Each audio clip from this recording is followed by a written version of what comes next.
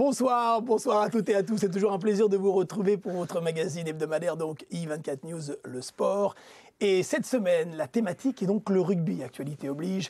La Coupe d'Europe s'est déroulée ce week-end et tour préliminaire. Nous allons donc connaître les quarts de finalistes de cette Coupe d'Europe qui passionne le monde du rugby et d'autres mondes d'ailleurs. Et puis nous évoquerons le top 14, donc le rugby professionnel aujourd'hui. Et pour cela, deux invités de marque. Ils ont fait les beaux jours de l'équipe de France. Ils ont été vice-champions du monde. Ils ont joué ensemble en 1987. Deux internationaux de renom. À ma gauche, Denis Charvet, centre magistral, champion de France, gros palmarès, 23 sélections. Salut Denis. Ouais, salut. Bonsoir. Mais merci d'être avec nous. Denis qui est actuellement le consultant donc pour RMC et BFM, consultant rugby. Et puis en face, il a été ouvreur. Il lui a donné, comme l'on dit, du caviar ou des balles magiques un petit peu. C'est un ouvreur magistral, Franck Ménel, 56 sélections en équipe de France, lui aussi champion de France. Ils ont joué ensemble également au Racing. Et puis actuellement le président donc, de cette marque qu'il a fondée, que vous connaissez tous, Eden Park, il y a quelques années. Merci Franck. Bonsoir Jean-Philippe. Alors, donc, le rugby, la Coupe d'Europe. Denis, la Coupe d'Europe a 20 ans d'existence. Elle a été lancée durant la saison 95-96. Lorsqu'on la compare au football qui a été lancé, la Ligue des Champions entre 1955, 56 et 60 ans, est-ce qu'aujourd'hui, la Coupe d'Europe a sa place dans le calendrier? A-t-elle une renommée internationale? Oui, enfin, pour moi, elle est bien lancée. En même temps, c'est vrai qu'aujourd'hui, ce qu'on peut déplorer, c'est qu'il y a une confrontation franco-anglaise, puisque les Irlandais ne sont pas invités en quart de finale, ni les Gallois, ni les Écossais. Donc c'est un peu réducteur par rapport à l'Europe, on va dire. Donc, mais en même temps, les matchs sont d'une telle intensité, d'une telle qualité qu'on ne peut pas dire que c'est pas une mauvaise Coupe d'Europe. Au contraire, je pense que c'est... Et puis, elle a 20 ans, comme tu as dit, c'est très jeune. Je pense qu'il faut lui laisser du temps pour s'installer et petit à petit elle va prendre de l'importance et devenir à l'image de la Champions League en foot. Franck, la Coupe d'Europe a donc 20 ans d'histoire, mais finalement les pays qui participent et les clubs qui participent à cette Coupe d'Europe sont ceux qui participent au tournoi des 6 nations. Donc il s'avère que c'est toujours les clubs italiens, anglais, écossais, gallois, irlandais et français. Ce n'est pas un peu réducteur lorsque l'on parle de Coupe d'Europe pour l'impact du rugby sur un plan international ? Je crois que le rugby professionnel impose un niveau très haut.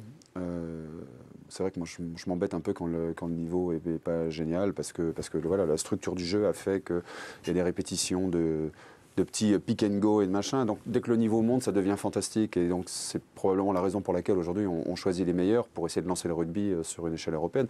C'est pas désagréable, mais je crois qu'il y a encore trop d'initiés et pas assez de néophytes qui regardent cette Coupe d'Europe. Donc si jamais on pouvait trouver peut-être des moyens, peut-être plus à la portée des gens de pouvoir y goûter, ça serait peut-être une bonne idée. Alors les tableaux donc, de ces quarts de finale, puisque Denis, vous parliez un instant donc, du duel franco-anglais, les tableaux de ces quarts de finale, et c'est vrai, finalement, deux nations se partagent le monde du rugby en Europe cette saison, puisqu'il y a 5 clubs anglais et 3 Français. Et d'ailleurs, ce sont des clubs historiquement de tradition de rugby, les Saracens, Northampton, les Wasps qui ont déjà gagné cette Coupe d'Europe. Et donc, il y a un affrontement franco-français, le Racing. Donc, Toulon. Il y aura une certitude, il y aura un club français en demi-finale. Toulon d'ailleurs donc qui est recordman, enfin pas le recordman, mais qui reste sur 3 victoires consécutives dans cette Coupe d'Europe. C'est historique, oui. C'est assez incroyable. C'est incroyable. Et puis ils ont renversé une situation qui était tellement à leur désavantage, puisqu'ils avaient perdu le premier match de la saison en Coupe d'Europe. Et après, ils ont dit on va gagner les 5 prochains matchs. Ils l'ont fait avec les difficultés. Mais ils ont eu aussi la baraka des grandes équipes, avec l'expérience, mais aussi la chance, cette chance qui fait que je crois beaucoup en leur capacité de rebondir cette année, sachant que pour les quarts de finale qui auront lieu à Colombes, je crois le 9 avril, ils vont récupérer O'Connell, qui est un monstre en seconde ligne, qui était blessé, on connaît l'Irlandais, le capitaine irlandais, Alf Penny, le buteur, ils n'avaient pas de buteur, et aussi Magito. Donc c'est une équipe toulonnaise qui va être redoutable pour le Racing, mais bon, en face, Franck peut mieux en parler que moi, il y a Carter, il y a les autres. Donc. Ah non, mais ça on va en parler dans un instant. Simplement, j'aimerais qu'on mette les choses dans leur contexte. La Coupe d'Europe a donc 20 ans, 3 clubs français, et Toulouse notamment, et recordman avec 4 éditions. Est-ce que, Franck, cette Coupe d'Europe fait rêver? Vous, qui avez un regard un peu extérieur par rapport au rugby, puisque donc, vous n'êtes plus investi de la même façon, est-ce que finalement, elle continue à faire rêver? Est-ce que l'on parle aujourd'hui de la performance de Toulon qui est sur la voie d'un 4e succès consécutif, ce duel franco-français? votre sentiment? Mon sentiment, c'est qu'on n'en parlera jamais assez, mais je reprends l'exemple des copains du handball, qui sont 1000 fois champions olympiques, 30 000 fois champions du monde, et on ne parle pas assez d'eux. Donc il faut laisser le temps au sport de mûrir. Il y a de plus en plus de stars, ça devient de plus en plus magique. Effectivement, Toulon est incroyable. Donc je crois que il faut simplement laisser un peu le temps au temps, et je trouve que ça progresse déjà énormément. Et le fait, imaginez le fait d'avoir Daniel Carter au Racing, et puis toutes les stars que... On va en parler un instant Daniel Carter, parce qu'on évoquera les salaires, et donc on parlera de Il y a autre chose aussi, Carter. un élément qu'il faut prendre en compte quand même, c'est les audiences. Les audiences sont très très bonnes. Donc quand c'est France 2 ou beIN Sport ou les autres, elles sont excellentes. Donc c'est la preuve quand même qu'il y a... Alors c'est vrai que Franck n'a pas tort quand il dit que ce n'est pas forcément le grand public, des gens initiés, mais il y a quand même des audiences qui sont surprenantes. Pour quelles raisons cette Coupe d'Europe, alors que si on compare au football, où on va retrouver en huitième de finale de la Ligue des Champions cette année, qui vont commencer d'ici une quinzaine de jours, aussi bien des clubs italiens, clubs allemands, clubs français, clubs anglais, clubs espagnols, pour quelles raisons aujourd'hui, Denis, on retrouve uniquement deux pays, la France et l'Angleterre, duel franco-anglais? Ouais, c'est exceptionnel aussi parce que l'Irlande, quand même, ils ont des joueurs formidables et ils ont pas fait une bonne Coupe du Monde. Je crois que c'est un peu la conséquence. On est quand même dans une saison charnière. Hein. Avec la Coupe du Monde, c'est un peu bancal. On est entre le top 14, la Coupe d'Europe et la Coupe du Monde. Donc c'est des saisons qui sont difficiles à gérer. Et l'Irlande a eu beaucoup de difficultés à gérer avec ses internationaux. Donc du fait, ils ne sont pas qualifiés. Mais pourtant, ils avaient de grandes provinces avec le Munster, Leinster. Il n'y en aura pas. Alors le Gallois, c'est pareil. Les Gallois, quand tu vois l'équipe nationale du Pays de Galles qui est formidable, ben, ils n'ont pas su rebondir. Donc il y a eu, je pense que la Coupe du Monde a eu un effet négatif sur ces nations-là, malheureusement. Parce qu'on peut penser qu'il y aurait eu un Gallois, il y aurait eu un Irlandais, et qu'à l'arrivée, il n'y a que... Au départ, 20 équipes. Hein. Au départ, 20 équipes. Donc, et à titre de comparaison, le foot en Ligue des Champions, c'est 32 équipes, plus les tours préliminaires. Mais c'est le football, on est dans une autre dimension. On parlait un instant du Racing, club que vous connaissez bien, vous y avez joué, tous les deux, bien entendu, le Racing Métro 92. Il a pris une nouvelle ampleur, parce qu'il y a quelques saisons, vous étiez à la fois joueur et en étant président du club. Ouais, on a essayé avec Éric Blanc de faire une transition et d'essayer de maintenir en fait les couleurs à flot. Il était tout à fait logique à un moment donné, de par le fait qu'on avait d'autres activités professionnelles, de lâcher ce joli bébé à Jackie Lorenzetti, qui semble aujourd'hui enfin arriver à avoir un club à maturité. Et ça serait sympa que le Racing puisse au moins opposer quelques beaux gestes à l'équipe de Toulon qui sera favori. On est obligé de parler, lorsqu'on parle du rugby professionnel, qui est donc tout neuf, le rugby pro, parce que, je le rappelle, vous étiez, quand vous étiez les meilleurs joueurs français, vous étiez amateur. Amateur marron. J'aime bien l'amateur marron. Alors, non mais pourquoi on dit amateur marron? Semi-amateur. Parce qu'il faut être honnête, et quand on sait quand on se souvient du salaire d'un fraiseur chez Renault, etc., on gagnait un petit SMIC quand même, chacun. C'était pas négligeable, parfois un peu plus, oui. Et en club et en équipe de France, vous touchiez de l'argent à l'époque? Non, on touchait 500 francs par match. C'était juste des remboursements de frais ou Quand tu téléphonais en Nouvelle-Zélande, en France de Nouvelle-Zélande, ça te coûtait 3 fois le prix, quoi. Non, ça nous coûtait beaucoup d'argent. Donc vous êtes enrichi sur un plan des souvenirs émotionnels, non, mais bien sûr, voilà, c'est cela. Mais même aujourd'hui, les joueurs, tu sais, aujourd'hui, les joueurs, ils n'ont pas changé, ils sont les mêmes que nous, on les croise. C'est le système qui a changé. Le seul truc, c'est qu'on espère que ça ne va pas les pervertir au point de les rendre un peu comme le football aujourd'hui, où de temps en temps, il y a les agents, il y a trop de monde autour, et ils deviennent inaccessibles. Denis, on va en parler un peu plus tard, justement, des valeurs du rugby, ça sera un peu plus tard. J'aimerais que l'on reste sur, justement, puisqu'on parle d'argent, sur les budgets. Franck, donc, on va voir le tableau aujourd'hui, dans le cadre du top 14, du budget des clubs. Voilà. Budget des clubs. Aujourd'hui, le numéro 1, c'est Toulouse. 30 millions d'euros, un peu plus. Clermont est numéro 2 avec 29,2. Le Stade Français 27,6. Toulon 26,8. Et le Racing Métro 92 24. Ce sont donc les 5 clubs français les plus riches, entre guillemets, qui sont d'ailleurs pratiquement les 5 meilleurs clubs français, hein, tout simplement, puisque les deux vont donc ensemble, même s'il y a de temps en temps des exceptions. Bordeaux n'est pas loin. Hein. Voilà. Oui, on a le terme de budget, mais juste un petit peu en dessous. Voilà. Et exactement. On voit le spécialisme. Mais Franck, quand je disais que vous avez été président, vous avez mis avec Eden Park de l'argent dans le club. Oui, initialement, oui. Et quelle était la valeur quand vous étiez le sponsor principal, ou quel était le budget plutôt? Le budget, si je ne dis pas de bêtises, et Eric me corrigerait, mais je crois que c'était entre 9 et 11 millions de francs. Donc, francs? Donc, oui, de francs. Ah oui, de francs, donc 9 oui, millions, donc on était à 1,5 million d'euros. Oui, c'était... Alors qu'aujourd'hui, on parle de budget de 27, de combien avec le Racing, de 24 millions d'euros. Oui, mais bon, ça reste ridicule par rapport au foot. Alors justement, la transition est faite, un petit clin d'œil, et ça ne va pas vous surprendre, avec les disparités qu'il y a entre ces budgets, qui sont d'ailleurs les plus élevés du rugby mondial. Il faut savoir que les clubs français sont donc les plus riches, hein, puisque le niveau du championnat de France est le plus élevé, et donc la manne financière est la plus élevée. La disparité avec le football. Le Paris Saint-Germain est hors norme par la force des choses. C'est l'un des 4 clubs les plus riches au monde en football, près de 500 millions d'euros. Voilà, c'est le budget. Alors, j'ai précisé le TFC. TFC, c'est le Toulouse Football Club. Voilà, donc le club de foot. Ils ont le même budget que Stade Toulousain. Et voilà, donc, et le Toulouse est le 10e club en budget de la Ligue 1.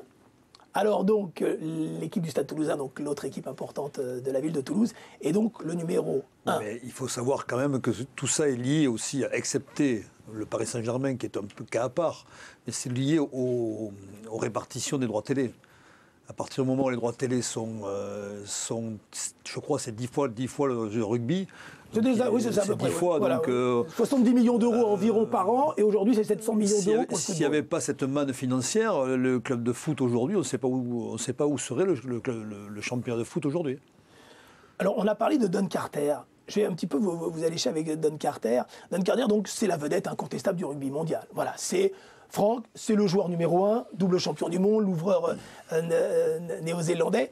Et ce qu'a fait donc Jackie Lorenzetti, on voit avec ces images de l'arrivée au mois de novembre, juste après la Coupe du Monde, lorsqu'il a signé, souriant, 33 ans, palmarès incroyable. C'est un plus formidable. Le rugby a besoin de ce type de joueur pour son impact et son développement. Ah ben, tu viens de le dire, Jean-Philippe, tu viens de poser la question, quelle est la capacité du rugby actuel à faire rêver?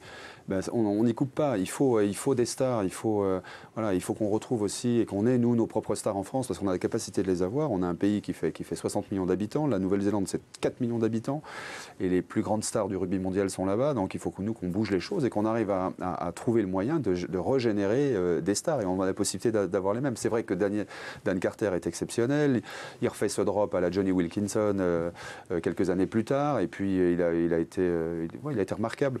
J'espère qu'il vient au Racing, s'il m'entend, il le prendra peut-être comme une petite pique, mais j'espère qu'il vient pour apporter tout son talent et qu'il ne vient pas en vacances. Non, mais c'est ce qu'il est, Dan Carter, c'est un gars qui est formidable, moi il faut l'avoir croisé, mais en même temps, Jackie Lorenzetti, là où je trouve que... C'est le président du Racing, mettons 92, on précise. Il a pris un vrai risque. Parce qu'imaginons qu'il se blesse, c'est avec l'argent qu'il coûte. Voilà, il a pris un vrai risque, comme avait pris Boudjela, Mourad, avec Wilkinson. Je pense qu'il va faire la même opération. Je pense que Carter va être le Johnny Wilkinson du Racing de ces 3 prochaines années. Et qui va sûrement les amener à un titre. Quand on voit l'influence qu'il a depuis le début de saison sur cette équipe du Racing, puis un gars comme ça, il t'amène une confiance, ça n'a pas de prix. Ça n'a pas de prix, la confiance qu'il t'amène dans une équipe, dans un groupe. Mais on se souvient qu'il est venu déjà à Perpignan. Hein. Il était venu en 2009 en France. Ils ont été champions de France, donc c'est bon. C'est incroyable. Et pourtant, il avait peu joué, il avait été blessé. Et puisque l'on parle de Don Carter, son salaire. Ah oui. Quel est son salaire, Denis? Vous avez une idée? Regardez, ça y est, ça apparaît à l'antenne. Ouais, 1,2 million, oui, un peu voilà. Plus. Je pense qu'on est un peu... On n'est pas au... Ça va être un peu plus, Léo.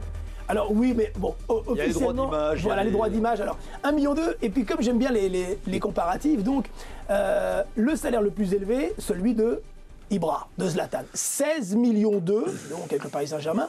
Et puis, à titre indicatif, ce sont les salaires des 2 Français, qui auraient les salaires les plus élevés en France. À gauche, il est moins connu, et pourtant c'est un magnifique demi-mêlée, c'est Morgan Parra, qui joue à Clermont, qui est à 1,5 million d'euros, 550 000 euros, donc annuel. Et le salaire le plus élevé, c'est celui de Blaise Matuidi, 9,2 millions. Ça fait à peu près comme nous, Denis. Nous, on payait pas d'impôts. Ouais. Eux, ils en payent, tu vois. Mais je pense que dans les prochaines années, si on se revoit dans 5 ans, je pense qu'il y aura d'autres salaires. Parce que ça viendra au niveau de... Je redis les droits télé. Forcément qu'à mon avis, il va exploser les droits télé rugby. Quand on voit les audiences de la Coupe du Monde, avec des scores à 15 millions de spectateurs. Absolument. Sur le Nouvelle-Zélande, Australie en finale. C'est tout ça qui, à mon avis, va exploser. Et le jour où il va y avoir de l'argent au niveau des retransmissions de l'audiovisuel, ça va exploser et les salaires vont exploser. Mais déjà, aujourd'hui, le championnat, donc le top 14, et je disais le championnat... Le plus attractif, le plus cher. Voilà, c'est un petit peu comme la première ligue en Angleterre, finalement. Il y a cette comparaison. Hein, c'est ce championnat qui fait rêver, c'est le top 14, c'est assez incroyable. Mais est-ce qu'aujourd'hui, l'économie est fragile, Franck? Elle dépend quand même de ces capitaines d'industrie qui posent tout sur la table, si vous me permettez l'expression, parce que on ne gagne pas d'argent avec le rugby aujourd'hui, hein, à part quelques clubs ou un peu de merchandising à Toulouse, enfin un gros merchandising à Toulouse, mais j'ai l'impression que c'est plus, c'est un rêve qu'accomplissent ces gens-là qui sont fatalement à la recherche de quelque chose. On n'arrive pas toujours bien à définir quoi, mais qui s'investissent dans le rugby par passion souvent. Quand on voit le rapport entre l'investissement de Mourad Boudjelal qui a vendu sa société et qui est le président de Toulon, et qui avait une société de bande dessinée. Le rugby, ça permet la notoriété, d'acquérir une notoriété et aussi d'avoir une vraie passion. C'est ça qui est formidable. Ces capitaines d'industrie, comme tu dis, c'est là où ils se retrouvent. Parce qu'ils n'ont pas connu ça dans leur job. Et tout d'un coup, ils sont dans la passion et aussi dans la notoriété qui arrive Denis, très vite. on va poursuivre dans un instant, d'accord? On fait un petit break, quelques minutes, et ensuite on se retrouve pour la deuxième partie de i24 News, le sport. A tout de suite.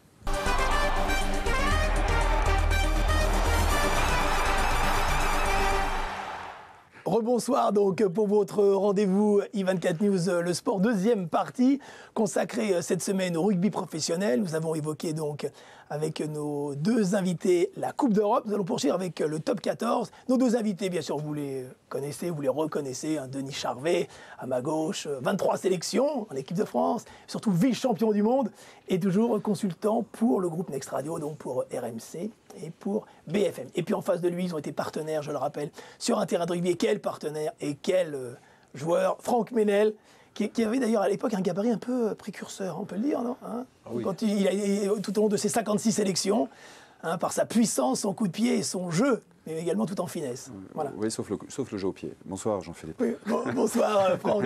Bonsoir. Et Franck, qui s'est éloigné du monde du rugby, puisque vous le savez, c'est le président fondateur de cette société Eden Park, ce petit papillon rose. Eden Park d'ailleurs, c'est un lieu un peu magique, non? C'est un peu le symbole du rugby, Eden Park. C'est le stade de Nouvelle-Zélande, d'Auckland, c'est cela, hein? Oui, c'est un grand souvenir pour nous qui avons eu la chance de jouer la première finale de la Coupe du Monde. C'est pour ça d'ailleurs qu'on l'a ramené et qu'on s'en est servi comme nom.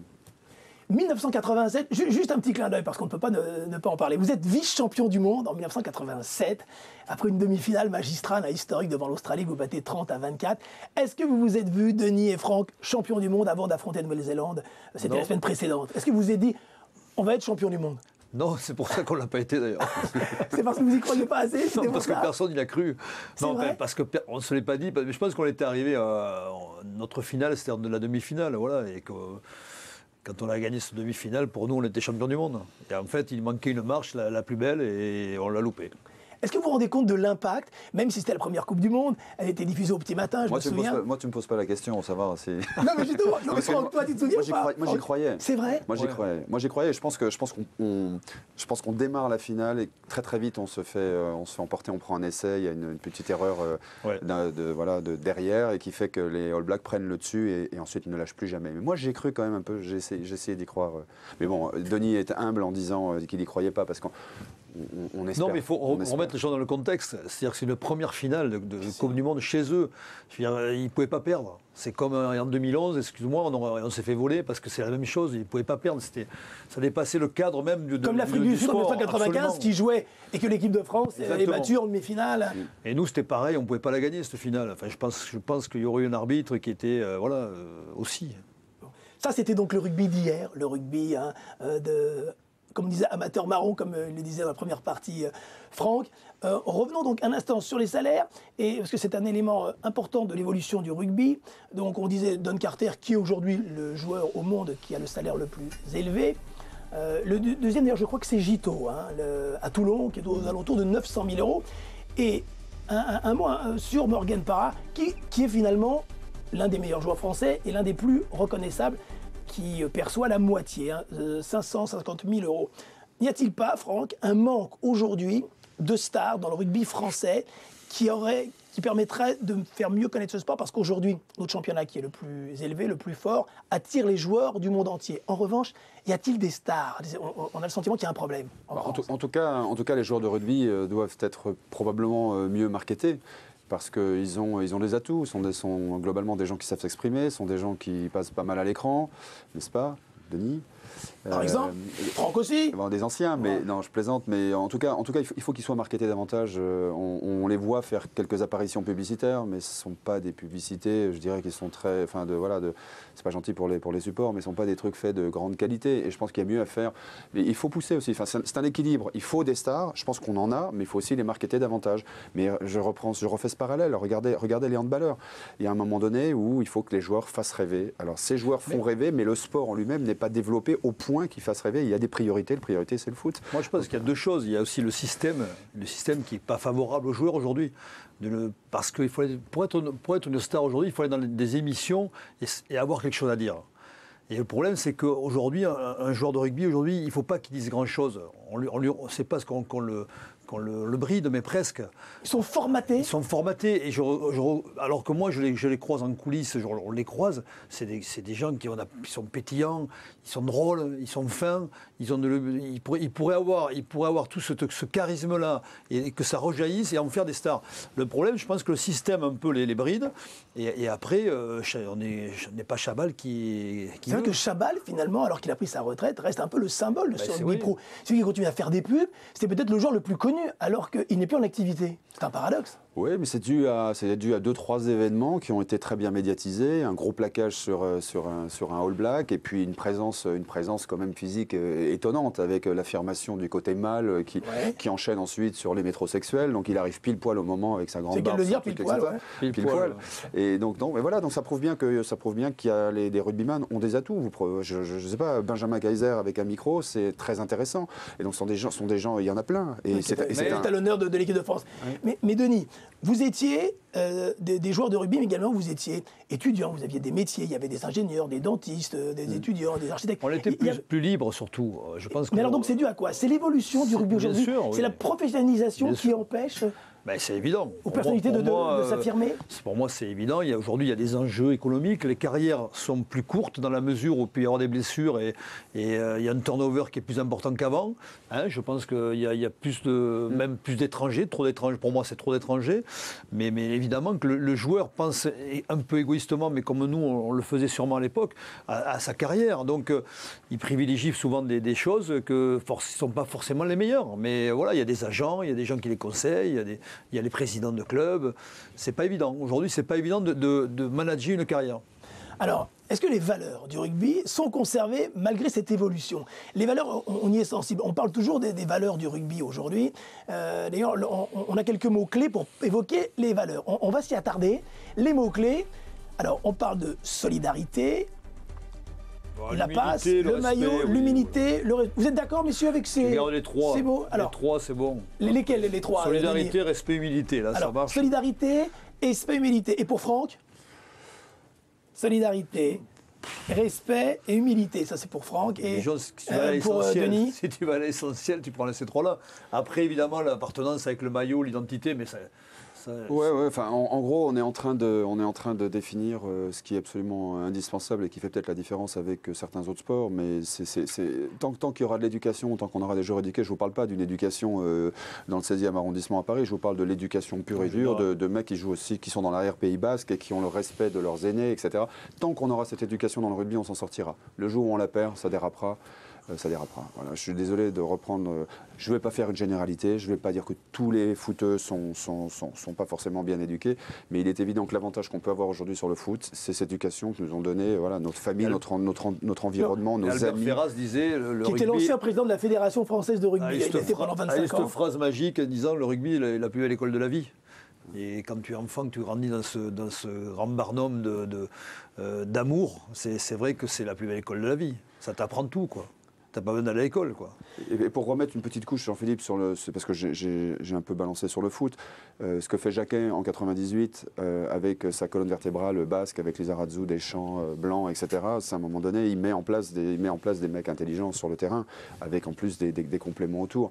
Et ça prouve bien que ça a une part très importante. On peut arriver avec des méga stars à faire des grands résultats, pour gagner des Coupes du Monde. Regardez le travail que fait l'Argentine. L'Argentine, on le dit souvent, c'est une équipe intelligente, de mecs brillants. Les fameux Pumas, donc en rugby. Des chirurgiens, voilà. Absolument. Et ben, ils arrivent avec une équipe peut-être pas tout à fait au niveau, à faire à chaque fois des résultats en Coupe du Monde qui sont probants. Donc moi, je crois beaucoup à ça. Et je crois qu'on va rester, je l'espère, un sport éduqué. De toute façon, pour pratiquer un sport de combat collectif, il faut un minimum d'éducation. Et toutes les valeurs que vous avez citées, elles sont indispensables. Quand on se rentre dedans, c'est un peu comme la boxe. À un moment donné, il faut des bases. On vous voit son entraîneur à la boxe, c'est pas pour rien. Alors, il y a un mot magique qu'on aurait pu rajouter, c'est la passion. Voilà, je pense qu'on n'en parle pas assez. On rend souvent le rugby un sport grave. Il n'y a rien de grave. C'est un sport, c'est un jeu. Et souvent, on le rend grave, alors que c'est sérieux. Oui, c'est sérieux. Mais comment trouver, Denis, c'est intéressant, mais comment trouver le juste milieu entre, on parle d'enjeux économiques, on l'a évoqué dans cette émission, les budgets, parce qu'on parle des budgets aujourd'hui, on parle de salaire, on parle de réalité économique, et comment conserver, en parlant cette passion. C'est délicat pour un joueur après de pouvoir se lâcher à la fois sur le terrain et en dehors. La passion, ça se transmet, ça part du président, souvent. Ça part des éducateurs, mais ça part aussi du staff, ça part... Tout ça, il faut, et on en revient à parler de partage. Donc, c'est un échange. Mais souvent, quand il y a une crise, on le voit clairement en ce moment, on voit qu'il y a un problème de communication. Clairement éliminé, on le rappelle, de cette Coupe d'Europe, alors qu'elle était l'une des favorites. Mais ce n'est pas un problème de talent, tu le comprends bien. Ce n'est pas un problème de talent pur. C'est un problème qu'à un moment donné, le groupe se dilate. Enfin, il y a un problème au niveau du groupe de communication, mais à tous les étages. Et voilà, et tout d'un coup, ça fait une crise.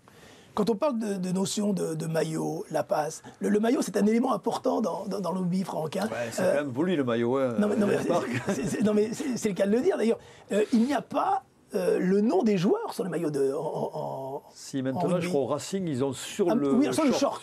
Absolument, sur le short. Mais sinon, non, donc ça veut dire qu'on fait d'abord, on privilégie toujours le groupe par rapport à l'individu. Ouais, c'est un peu comme dans les écoles dans les années 50 où on banalisait, on neutralisait finalement les origines sociales des enfants en leur mettant un tablier beige, et ça avait un sens, ou un tablier gris. Là, et puis c'est l'appartenance à une seule manière de penser. Parce que quand on rentre sur un terrain de rugby, on laisse au vestiaire sa religion, ses origines sociales, son job, et on se bat pour un objectif unique, commun, et comme il y a un peu de danger, potentiellement un petit peu de sang et l'hosto pas très loin, je peux vous dire que les règles, on les respecte, et sinon on est sanctionné immédiatement. Donc c'est assez directif comme méthode, le rugby, et c'est un système qu'on ne peut pas forcément retranscrire à la vie de tous les jours, mais en tout cas, il y a beaucoup d'exemples qui peuvent s'en inspirer. Mais Denis, on parlait justement de l'arbitrage, du respect. Pour quelles raisons, et c'est formidable, hein, l'arbitre est aussi respecté au rugby, et que finalement il n'y a jamais d'écart parce que la décision de l'arbitre, elle est capitale et on s'incline. Bon, on en revient à ce que... Même si parfois on peut être frustré. On en revient à l'éducation, hein. C'est dans notre culture, c'est depuis tout petit. Alors parfois, c'est vrai que moi ça m'est arrivé d'aller trop loin avec un arbitre, je le regrette encore aujourd'hui, voilà, mais c'est la passion. À un moment donné, tu as des objectifs, et à un moment donné, tu te sens frustré. Et un arbitre, il ne fait pas exprès. La vérité, c'est qu'avec le recul aujourd'hui, un arbitre, de temps en temps, il est comme nous, il est humain, et puis il prend un mauvais choix parce qu'il est perdu, et il peut perdre le fil même de la rencontre, et que lui-même, il se perd. Mais c'est jamais sciemment. En rugby, c'est jamais sciemment. Donc, je veux dire, c'est là où il faut revenir à la culture, à l'éducation, et se dire, bon, mais laisse-le. Mais c'est bien aujourd'hui, je trouve qu'il y a des attitudes qui sont très belles dans le rugby, au niveau avec les arbitres. De temps en temps, tu as des joueurs qui vont trop loin, mais très, très rarement. Et puis, j'aime la manière qu'ont les arbitres, c'est assez exemplaire, de s'exprimer aux acteurs de jeu. On sent toujours beaucoup de respect. À la fois, il y a le respect du joueur vis-à-vis de l'arbitre, mais il y a le respect de l'arbitre vis-à-vis des joueurs, en expliquant, en n'étant jamais agressif, hautain. C'est un élément important. Il faut apporter de la technique, et puis il faut tout de suite prouver, étayer un peu son discours, même si on sait que les arbitres ont toujours la possibilité de siffler quand ils veulent. Personne ne bronchera parce qu'on sait qu'il y a tellement de fautes dans une action de rugby qu'on se sent tous un peu responsables. Mais c'est important d'avoir cet homme. Voilà, il y a des exemples qui sont probants. Un jour, il y a un international qui a retenu à Twickenham un arbitre par le maillot. Il a été scratché il n'a plus jamais remis les pieds dans son équipe nationale, et ça se sait quand on est môme. On a entendu parler de ça, et on sait qu'on doit respecter ces mecs-là. Je voudrais juste revenir rapidement sur ce que disait Denis. C'est très important. Ce rugby aujourd'hui moderne, il est lié à la passion, et la passion, pour l'entretenir, il faut être très très bon en management. C'est-à-dire que les entraîneurs aujourd'hui ont un rôle fondamental parce qu'il y a beaucoup de compétitions qui se valent. Aujourd'hui, un match du tournoi des 5 Nations, c'est concurrencé par un grand match de Coupe d'Europe ou par un match contre Toulon en championnat. Donc il faut que les joueurs arrivent à garder cette intensité. Donc j'imagine que quand on est manager d'une équipe, il faut arriver à maintenir le rythme, la passion, la transmettre, savoir relâcher. Il paraît que les All Blacks se sont entraînés 2 mois avant la Coupe du Monde. On les a sevrés de ballons, on leur a piqué les ballons, ils ne touchaient pas un ballon. Ils sont arrivés à la Coupe du Monde, ils étaient comme ça. C'est aussi des petites choses qui sont importantes parce qu'aujourd'hui, c'est devenu un immense spectacle. Et comme l'homme s'habitue à tout, si vous avez une Ferrari, une Aston Martin et une Rolls, bon, à un moment donné, vous voulez quand même avoir la Mustang parce que vous avez déjà les 3. Donc on s'habitue à tout. Et donc c'est vachement dur pour un manager d'arriver à toujours maintenir cette passion. Et c'est fondamental, à mon avis, dans ce sport qui a atteint un tel niveau. Donc, Denis, le challenge aujourd'hui pour le rugby, c'est de conserver cet état d'esprit, pour les managers d'être encore meilleurs managers, puisque c'est la gestion des hommes, et toujours avec ce degré de performance qui est inhérent, parce qu'aujourd'hui, la défaite est interdite ou presque, et donc il y a de tels enjeux. C'est compliqué. Hein, ben oui, c'est compliqué. Je pense que le virage du professionnalisme a été bien pris. Il est plus ou moins digéré aujourd'hui. Et maintenant, il y a une autre phase de la fusée, un autre étage de la fusée, où là, il va falloir être encore plus professionnel. Et comme le dit Franck, sans perdre nos valeurs, sans perdre notre état d'esprit, sans perdre notre passion. Et là, ça va être compliqué parce que ça dépend des hommes, comme tu le sais. Donc, mais oui, c'est les hommes qu'il faut avancer. Voilà. Avant de conclure, on ne peut pas ne pas parler du tournoi des destinations qui commence, hein, donc la semaine prochaine déjà. Un petit mot, Franck. La France, on a vu ce qui s'est passé durant la Coupe du Monde, échec total, élimination prématurée, surtout de quelle façon. Nouvelle ère, Guy Novès arrive, on parle de manager, de management. Ça va faire du bien. On peut être confiant en l'avenir ? En tout cas, oui. On connaît Denis encore mieux que moi, Guy, et on sait quel impact il a eu, on sait quel club il a construit sur la pérennité. C'est pas un coup de mercenaire ce qu'il a fait. Toulouse, c'est ce fois champion de France, un palmarès incroyable. Voilà, c'est un club mythique avec pour le coup une véritable éducation. Moi, j'ai confiance en ça. Il fallait de toute façon changer les choses. C'est pas du tout. Voilà, Philippe a eu des responsabilités certainement, mais de toute façon, il fallait remettre du gaz. Le coach. Denis, un petit mot en quelques secondes. Oui, il a fait une chose formidable, c'est qu'il a fait la rupture. Et la rupture, c'est de se dire séparer de ses cadres, notamment du sautoir, parce qu'il a quand même déjeuné du sautoir en lui disant maintenant je te prends plus, je continue avec les jeunes. Bien sûr, c'est courageux. Et il a pris tous ces jeunes-là avec leur enthousiasme, leur jeunesse, leur fraîcheur. Et je pense que ça va faire bobo et voilà. On va avoir une belle équipe de France. On termine avec ce sourire de Denis et de Franck. Merci messieurs. Fin de ce numéro. À la semaine prochaine pour un autre i24 News, le sport. Bye bye. Merci.